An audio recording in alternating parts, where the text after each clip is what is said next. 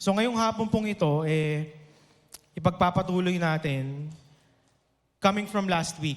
Sino po sa inyo ang nandito last week? Sino po naka-attend or maybe you watched online, di po ba? So, it was a good, di ba maganda po yung presentation? Tama? Sino sa inyo, doon nyo lang na-realize na kumakanta pala si Pastor Paul Giage. Di ba?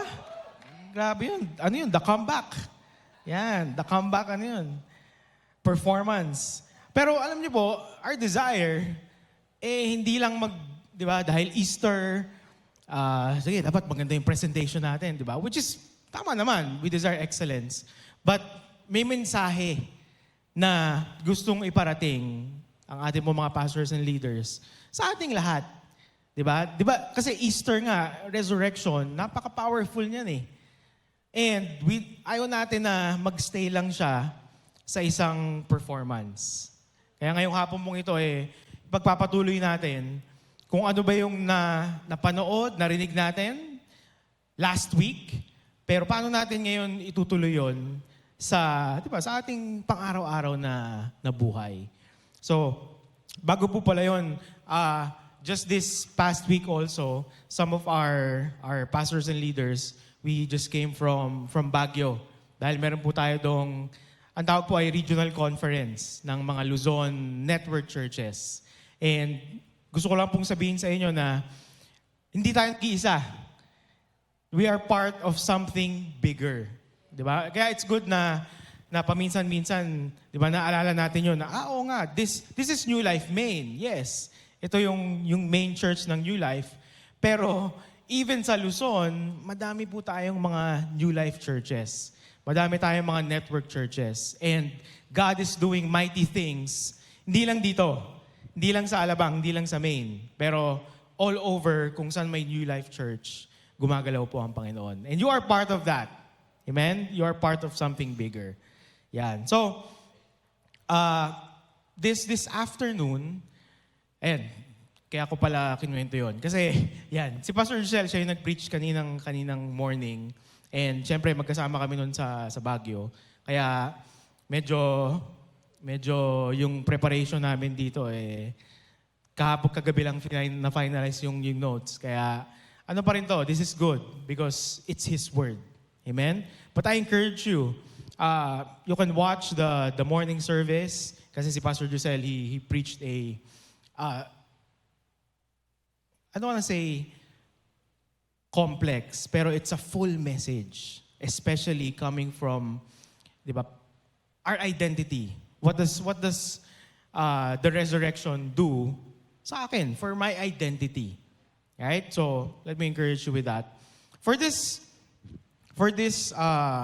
afternoon, gusto pong i-share sa inyo itong message na to. Ang title po niya Buhay na Buhay.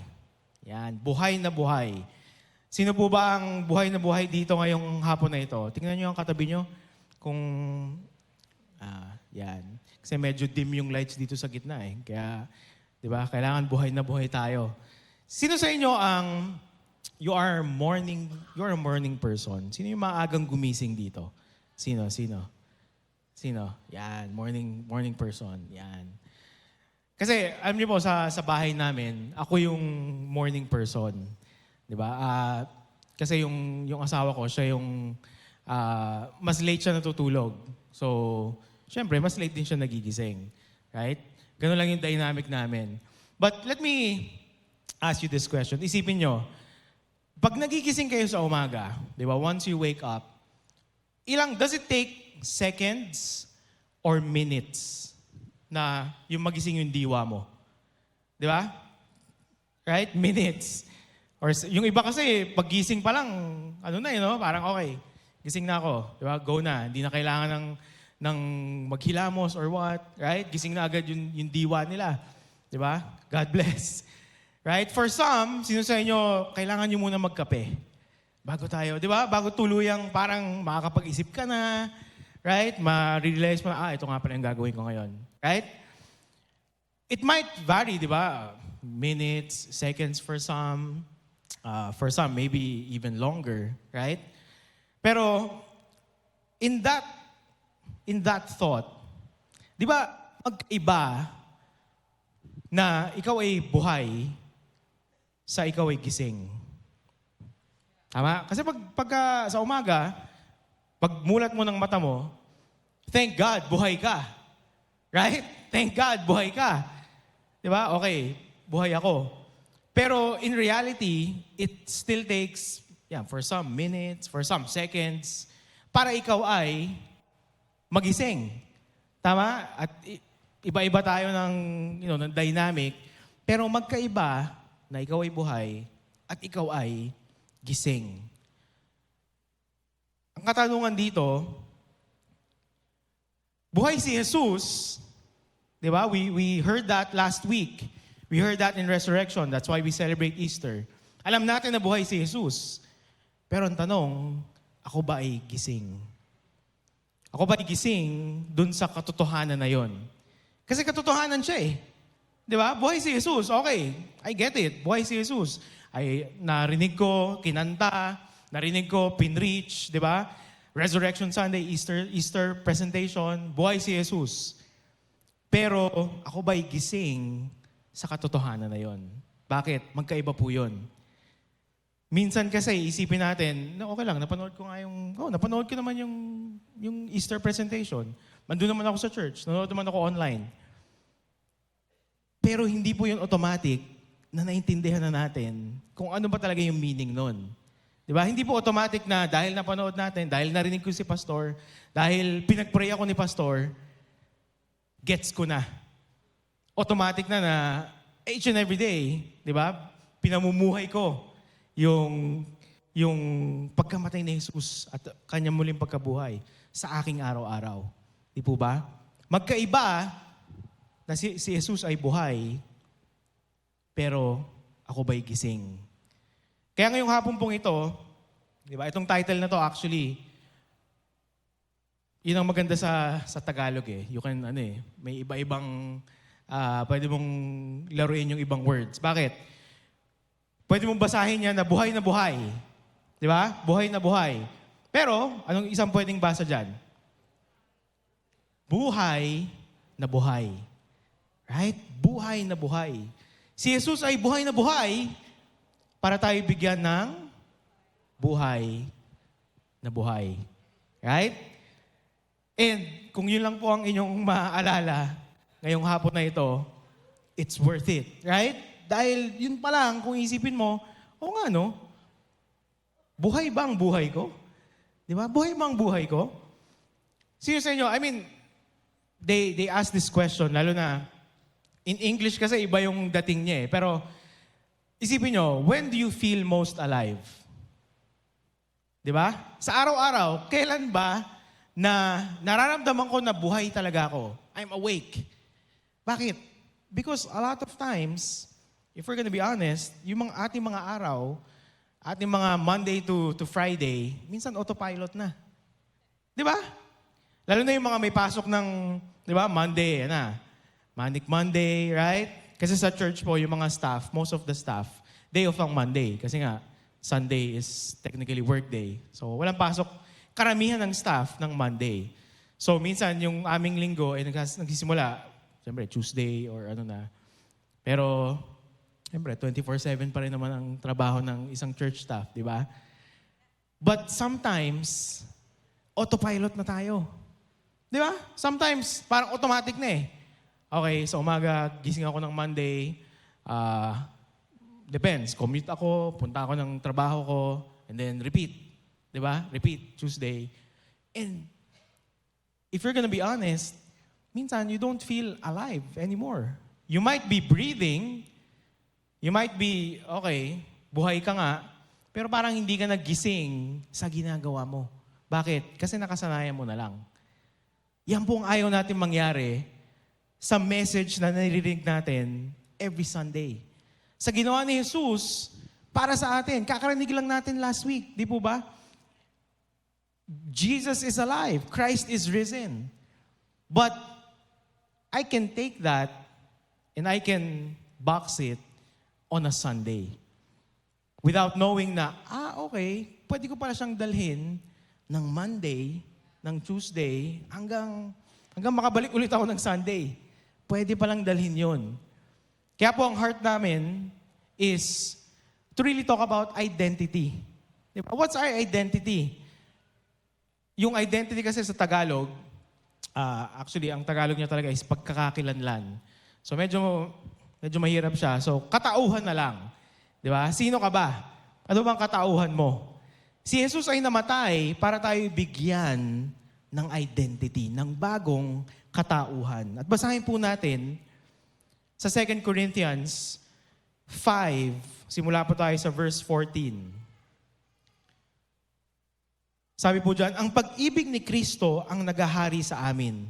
Sapagkat natitiyak naming may isang namatay para sa lahat. Kung kaya't ang lahat ay maibibilang ng patay. Namatay siya para sa lahat upang ang mga nabubuhay ngayon ay wag nang mabuhay para sa sarili, kundi para kay Kristo, na namatay at muling nabuhay para sa kanila. Verse 16, kaya ngayon, ang pagtingin namin sa bawat tao ay hindi na batay sa sukatan ng tao. Nung unay, gano'n ang aming pagkakilala kay Kristo, ngunit ngayon, hindi na. Verse 17, kaya't kung nakipag-isa na kay Kristo ang isang tao, isa na siyang bagong nilalang. Wala na ang dati niyang pagkatao, sa halip, ito'y napalitan na ng bago. Meron lang po akong 2 points na gusto kong pag-focusan ngayong hapon na ito. Ang una is buhay. Buhay.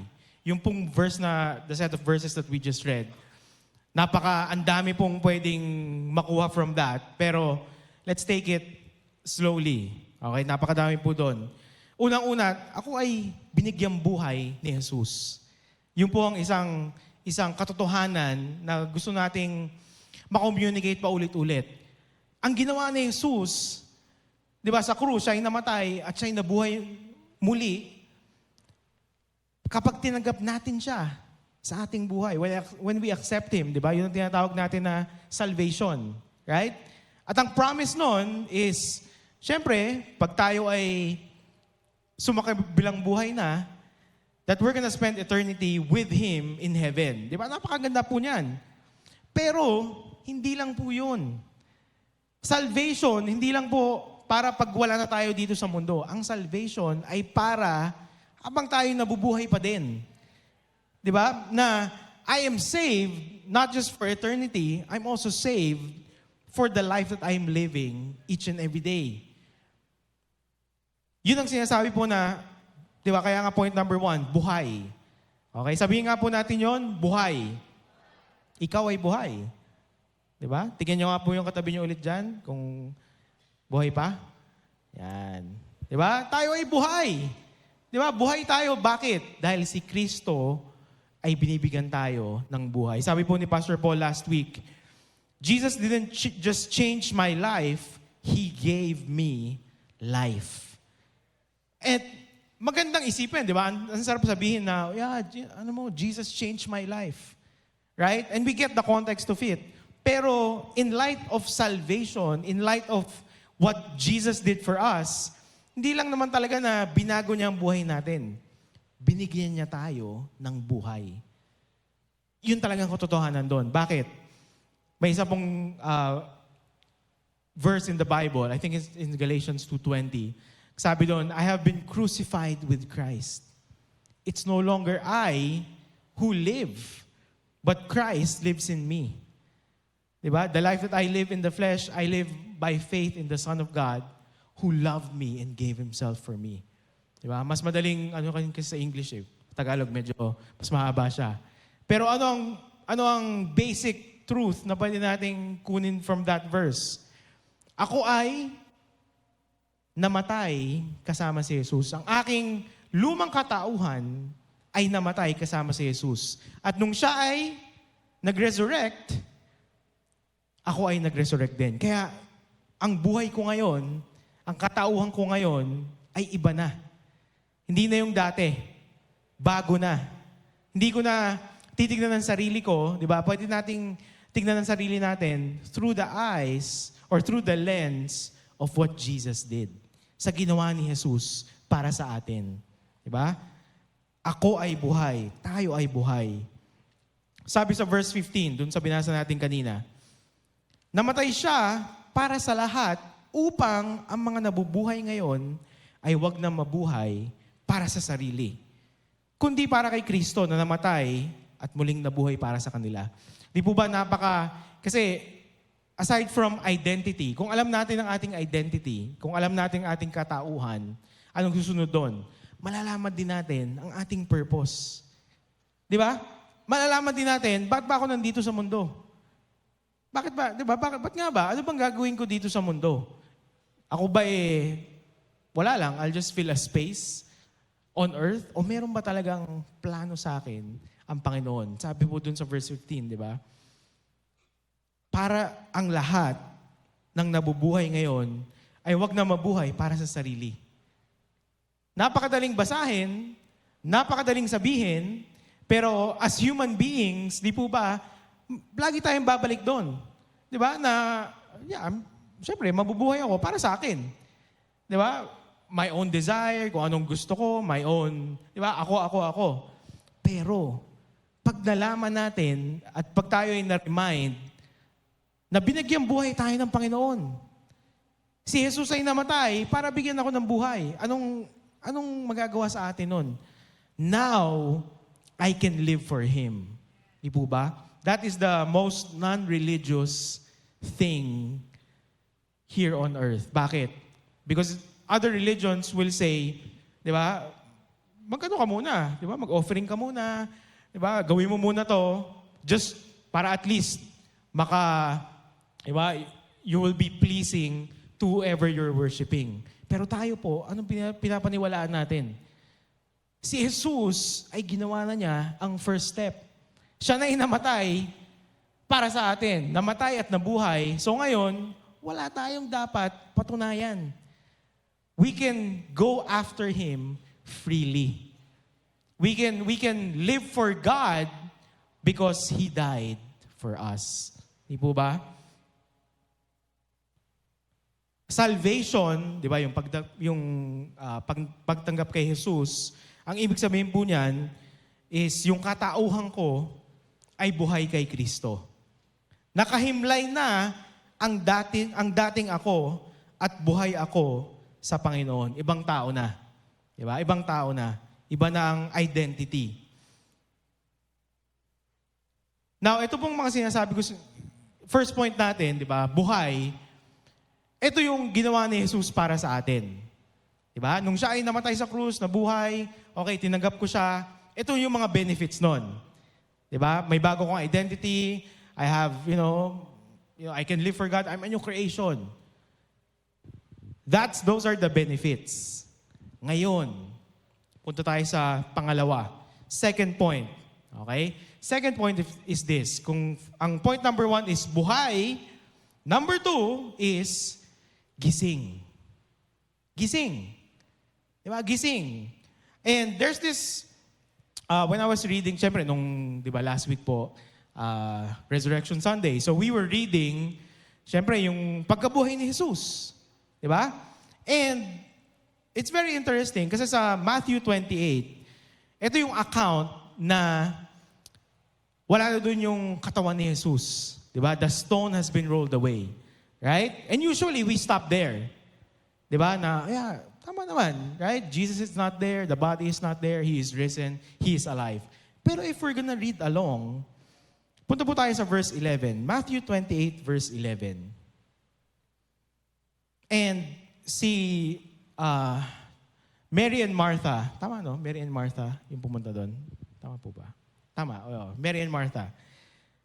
Kasi sabi sa verse 11, pagkaalis ng mga babae, pumunta sa lungsod ang ilan sa mga kawal na nagbabantay sa libingan at isinalaysay sa mga punong pari ang buong pangyayari. Kasi, di ba, mayroon namang kawal, may mga soldiers na nagbabantay doon. So, hindi lang si Mary and Martha ang nakakita, yung mga soldiers, nakita rin na wala na doon yung bangkay ni Jesus.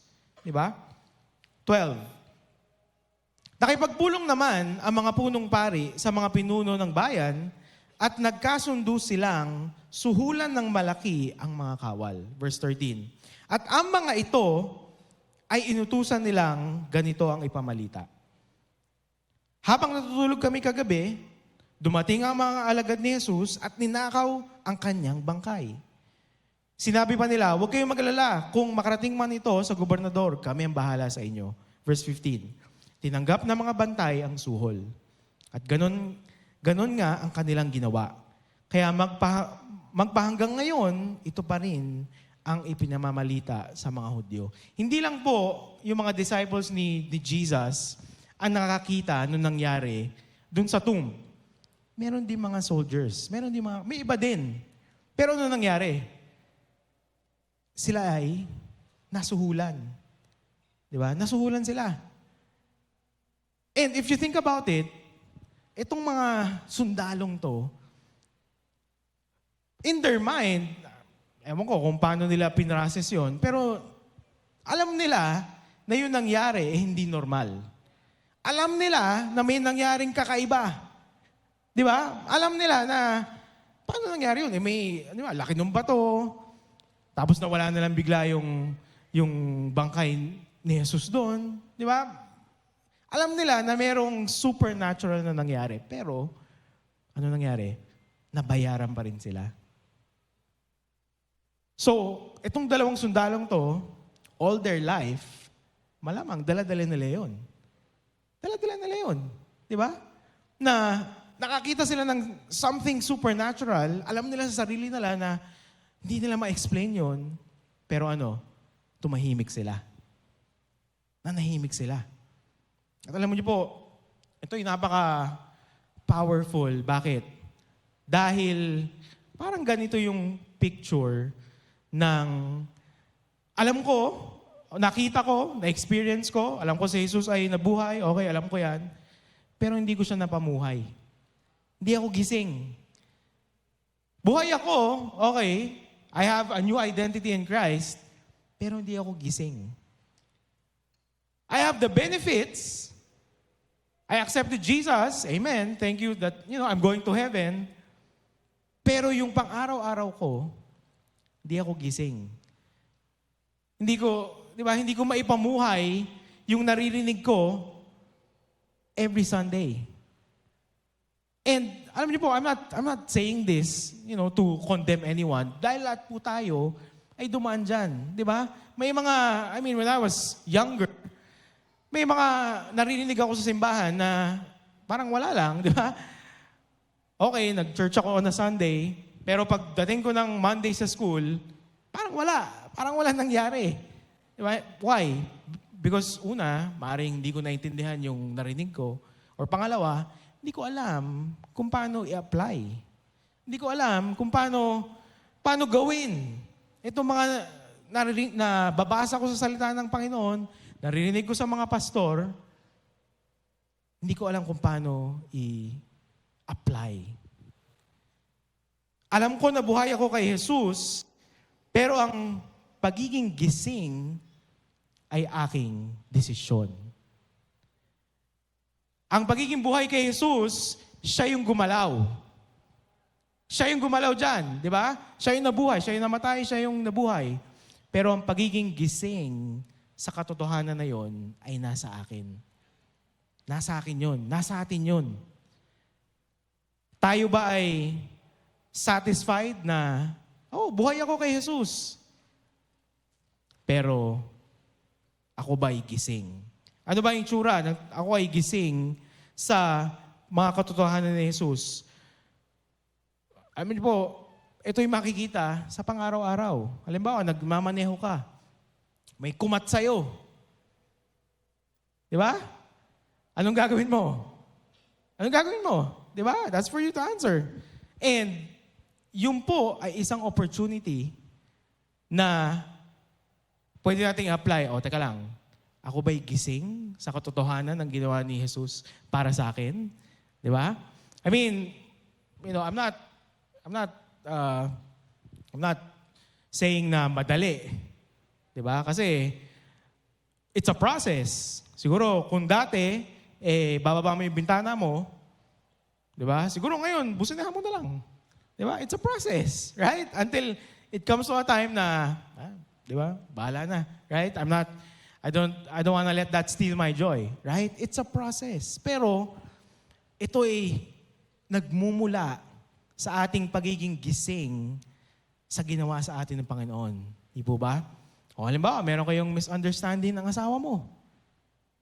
Right? How do you communicate? Magtataas ka ba ng boses kapag hindi niya maintindihan yung sinasabi mo, hindi mo maintindihan yung sinasabi niya? Di ba? Paano ko i-apply na ako ay gising sa ginawa ng Panginoon? Di ba? Hindi ito makikita lang sa simbahan. At alam niyo po, ito, just to be honest with you, not because I'm sharing this, it doesn't mean automatic na ako ay gising sa ginagawa sa akin ng Panginoon, sa ginawa sa akin ng Panginoon. Bakit? Dahil hindi naman ito ang sukatan. Hindi po ang stage ang sukatan ng pagiging gising. Ano ang sukatan? Bukas, Tuesday, Wednesday, pang-araw-araw. Yun po ang sukatan kung isang believer ay gising sa ginawa ni Jesus para sa kanya. Di po ba? Binuhay tayo ni Jesus. Binigyan tayong buhay ni Jesus. Yun ang ginawa niya para sa atin. Ang tanong ko po ngayong hapon na ito,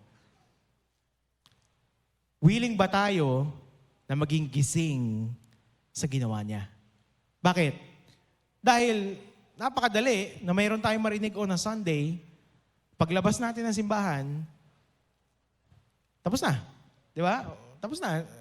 It was a good message, okay? It was di ba, naramdaman ko ang Panginoon nung worship, pero it can stay as a feeling to remember. Di po ba? At again, hindi ko po sinasabi na kaming mga nasa front row, we're perfect at it. No. Minsan nga, mas dangerous pa kasi ito yung ginagawa namin. Right? But, being alive and awake, magiging gising to the things of God, sa buhay na binigay sa akin ni Jesus, yun ay decision natin. Yun ay decision ko. At paano magsisimula? Baka, di ba, isipin nyo, okay, pero paano ako magiging gising? Di ba, how do I apply what Jesus, the life that Jesus has given me? Paano?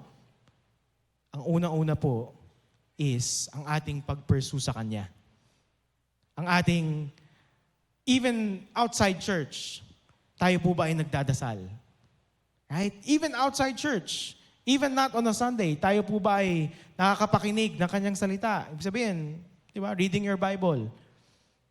Ang pagiging gising sa Panginoon, ano ang isang fruit niyan? A personal relationship with Him. Not just because we prayed a prayer of accepting Jesus in our heart, but because lumalapit tayo sa Kanya araw-araw. Let me encourage each and every one of you. Lahat po tayo, mga pastor po, hindi po exempt dito. Lahat tayo, we have to decide for ourselves na, magiging gising ako sa ginawa ni Jesus para sa akin. Sa buhay na binigay niya sa akin. Ako ay magiging gising. Si Jesus ay buhay na buhay, kaya sabi ko kanina, si Jesus ay buhay na buhay para ako ay magkaroon ng buhay na buhay. Amen? Ng buhay na buhay. Yan.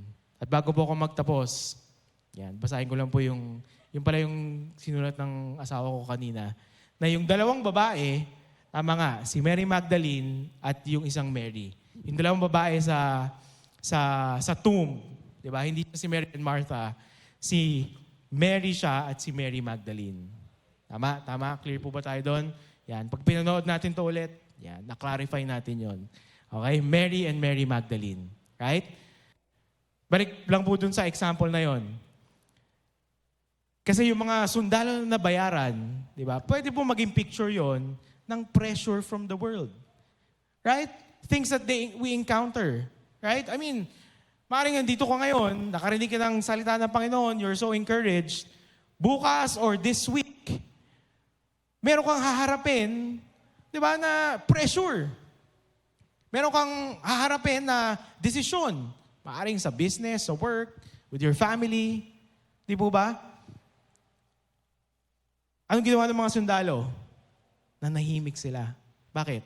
Kasi tinanggap nila yung suhol. Pwede rin po natin gawin yon. Paano? Kung tayo ay, di ba, kakalimutan lang natin na, oo nga pala, may buhay nga pala ako kay Jesus. Di ba? Oo nga pala, ito nga palang ginawa ni Jesus para sa akin. Kapag kinalimutan natin yon, para na tayo yung mga sundalo na nagpabayad at nanahimik na lang. Right? Kahit alam natin na si Jesus ay provider, siya ay healer, siya ay kung ano man ang kailangan natin sa Kanya, kahit alam natin yon, iba pa rin, nalalapit tayo sa Kanya. And we're gonna ask Him to show up. Na idudulog natin sa Kanya ang ating mga pinagdadaanan.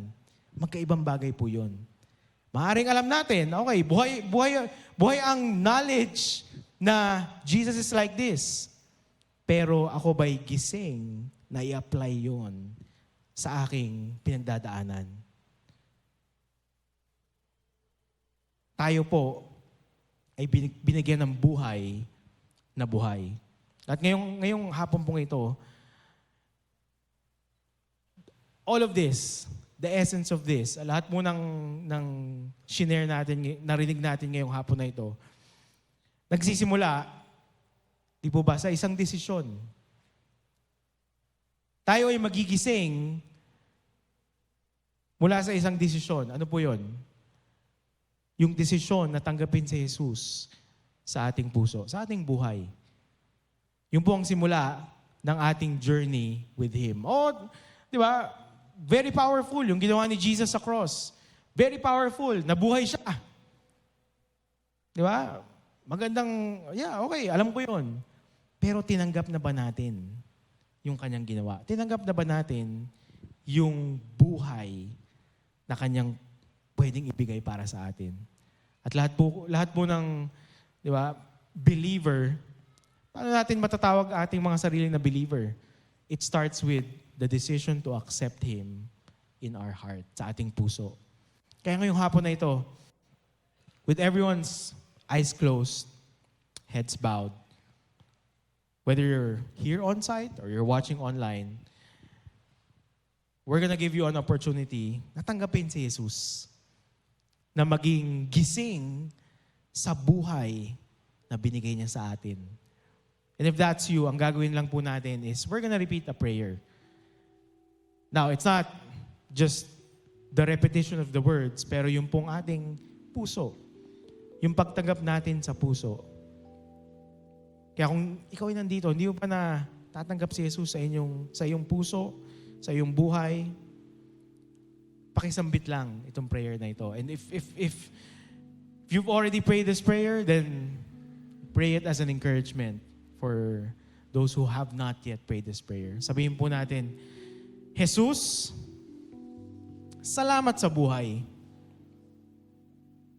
Alam ko na ikaw ay namatay at muling nabuhay para sa akin.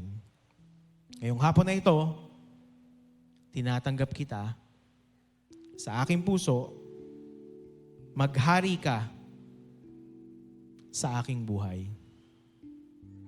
Amen. Amen.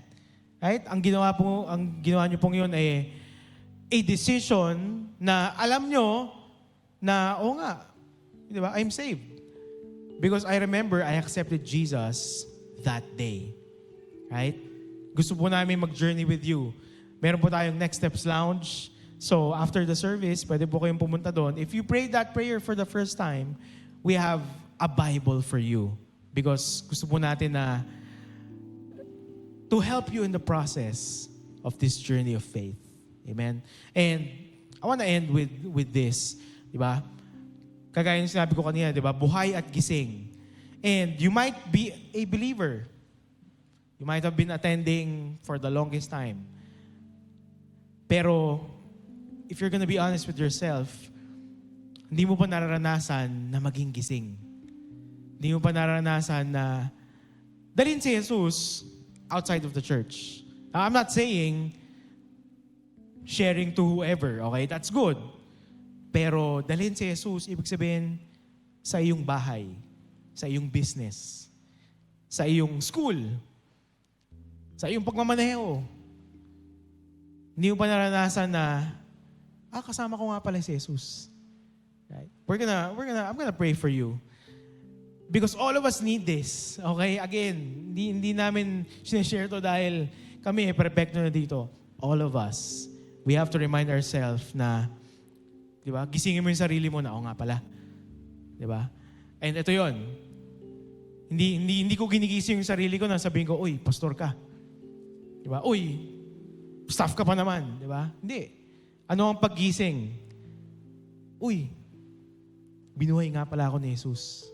Di ba? Uy, meron nga palang buhay si Jesus na binigay sa akin. Amen? Let's pray. Panginoon, salamat na ngayong hapon na ito. Alam namin ang iyong ginawa. Alam namin, Panginoon, ang kapangyarihan ng buhay na nasa iyo. At di lang ang buhay na nasa iyo, ang buhay na binigay mo na sa amin. Kaya ngayong hapon na ito, Panginoon, I declare na kami magiging gising sa katotohanan na iyon. Na araw-araw, kung kailangan naming i-remind ang aming sarili, salamat, Panginoon, na we're gonna make that decision. We desire, God, na ang mundo na aming ginagalawan, makikita na ikaw ay buhay sa amin. Ikaw ay buhay kung paano kami magtrabaho. Ikaw ay buhay kung paano kami makisalamuha sa aming mga kapitbahay. Ikaw ay buhay sa aming pamilya. Na ikaw ay buhay sa aming asawa. Salamat, Panginoon, na makikita namin ikaw ay gumagalaw dahil kami magiging gising in what you have given us, the life that you have laid out for us. Salamat, Panginoon. Pinupuri ka namin, pinasalamatan ka namin. In Jesus' name, Amen. Amen. Amen and amen.